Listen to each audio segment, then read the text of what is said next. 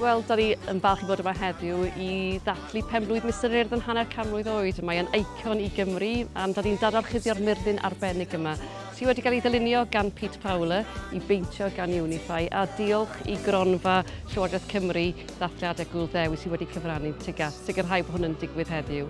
Da ni hefyd yn ddiolchgar i ddisgyblion Ysgol Plas Grig ac Ysgol Gymraeg Aberystwyth nath mwynhau y dathlu a'r canu efo ni heddiw. Wel, dwi'n falch iawn. Dwi'n mewn tipyn bach o sioc mewn gwirionedd, achos pan greuwyd Mistar Urdd yn y lle cyntaf, y bwriad oedd gwneud ein gymeriad fydd y byw am 2 blynedd. Ond wrth gwrs, mae wedi para. Mae wedi para hanner 100 mlynedd. A dwi'n falch iawn o hynny. Ond y peth pwysig wrth gwrs yw be mae Mistar Urdd wedi gyflawni. Fel mae Mistar Urdd wedi rhoi bywyd, wedi rhoi gwên.